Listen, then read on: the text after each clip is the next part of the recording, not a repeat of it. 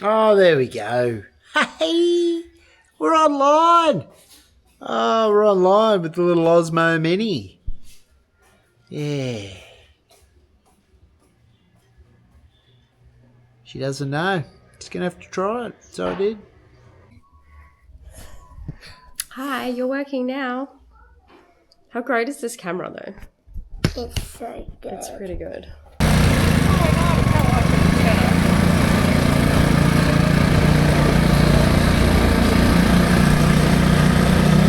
This is called a salang. It's basically a side cart where people will carry their things. In my uncle's place, a lot of wood because he's a woodworker, logger, and your children.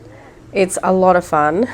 And here we've found the Everything Lady. If I haven't told you already, the Everything Lady is the lady who has absolutely all foods on her motorbike, and she comes around every afternoon, and if we can't be bothered going to the market, or if we're too late, or whatever situation when we can't go to the market to get food, the Everything Lady comes by at 4:30 every day and we get food off her little basket. It's awesome. You've got corn, you've got meat, raw meat, vegetables, cooked food, rice, soup, sweets, everything you can get at the market in the Everything Lady's motorbike. Here we are. So we've rolled in today.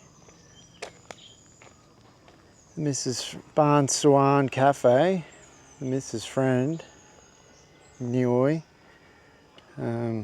put us onto this place. She said it's got a great internet cafe and then there's lots of stuff for the kids to do. We'll have a little look around the grounds. It's pretty great. There is heaps for the kids to do actually.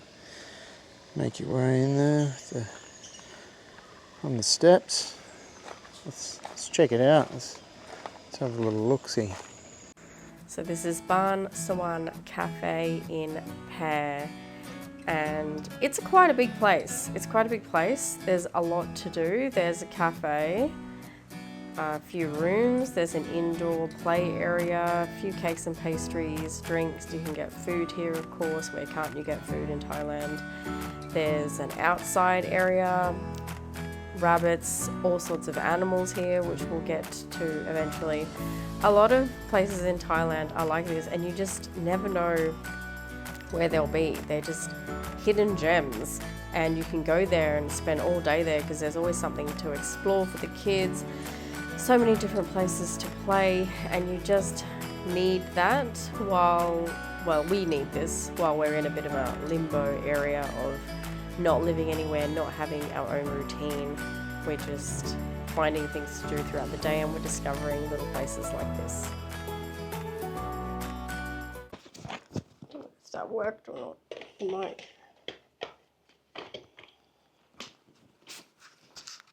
Hi all.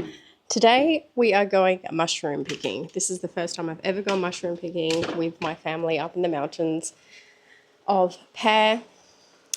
I'm really excited. I'm really excited for this. So here we go. I love driving out onto country. It is just a really lovely drive when we start coming out of the village and the landscape just opens up more and more. It becomes more green, more rice fields and buffaloes and cows, and then eventually into the mountain, into the thick forest. Before we go out that way, we're going to feed my aunt's dogs and some other dogs that aren't exactly wild, but they live without humans. But humans do feed them and keep an eye on them and look after them and visit them often. My aunt is a dog lover, just an animal lover in general, so she feels concerned for the dogs. She'll check on them. Before we go mushroom picking, we need to feed some dogs. Come on, สวัสดีค่ะมาเร็ว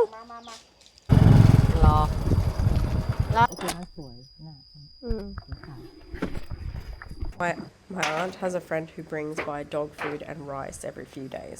It's all by donation. She doesn't pay for it. They don't ask for money for it. It's just one of those things that, different people in the village choose to take care of different things. So after feeding the dogs, we eventually got to mushroom picking. This was the hottest thing I have ever done. I gotta tell you, the humidity is like 90%. It's about 40 degrees. I was really crap at finding mushrooms. My aunt could see them all over the place, like all over the place. I felt super slow and I was just boiling hot, like boiling hot. But this is just one of the activities that we do to live, to survive.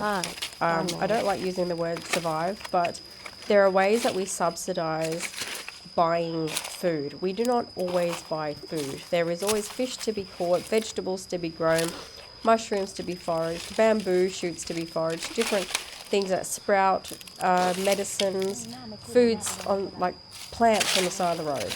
Basically food on the side of the road, but there's just plants, there's something edible everywhere. And if you live out on the country, if you lived out here like my aunt did, you could live off about 1,500 Australian dollars a year. They really don't need much. Electricity is mainly for your light bulb and your fridge. It's very minimalistic living.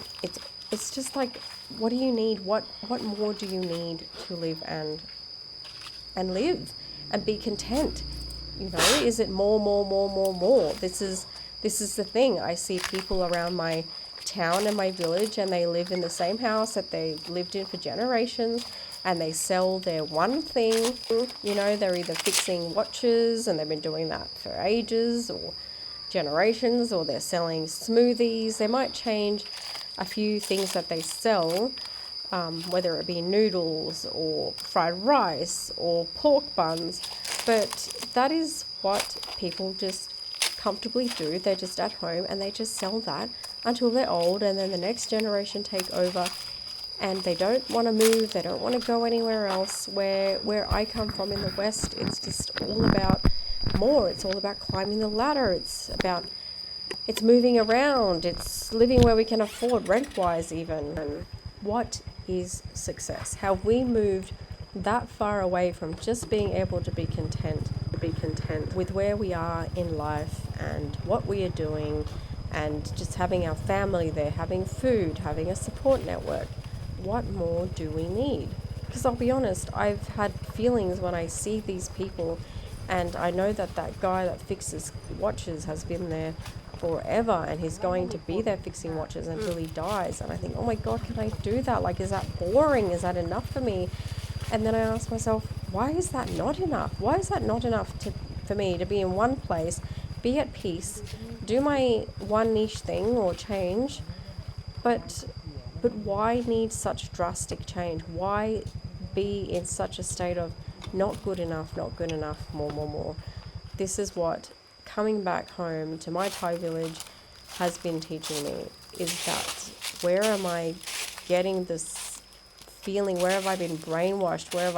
What do I need to let go of to not be so obsessed with just that not enoughness that comes from such a consumeristic world that I have lived in the West, and that is also being introduced to the people here in Thailand, and also even in the village. I see the younger people being touched by it.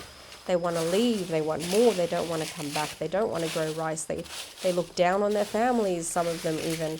You know, there's a lot of shame. There's a lot of shame in villages and people like my family, certain family members who cannot read. But, you know, who needs to read when you can do every single thing that you need to do? Why is that shameful? Why is that a problem? Why can you not just build your house and have your food and have your family and live in love and respect and community and sharing and caring? Why is reading, why has that come with a stigma of you are not good enough? And people like that, people like my grandmother, my aunt, be put down for not being able to read, looked at like they are lesser than, like they are worth less than somebody who can, or who drives a BMW. All these fucking symbols on a car just doesn't freaking matter. Anyway, this is us foraging for mushrooms, and I'm eventually, after fumbling around this forest, starting to find mushrooms that are actually edible. I am trying to capture the life of Thai people that people don't see. Like, people come here as tourists and they think it's a land of smiles, and it is. People are generally quite happy, happy to share, happy to be. But Thais have struggles just like everybody else. There is a very complex social networking and hierarchy as well, and you've got religion and Buddhism, and then you've got manners, and then you've got Greng Jai, and you've got a big social structure. It's very complex with how it works within the village and the community. And this is a part of normal people's daily lives that you do not see, that you will not likely see or be a part of. And I wanted to show you these beautiful parts of how we live behind the scenes. ถ่ายอยู่ต้องเปิดเหรอเนี่ยสีๆเนี่ยงามๆเนี่ยมีคนกับบนกำลังจะไปบดเผิดเลยนั่นเจอแล้วไปเอาเลย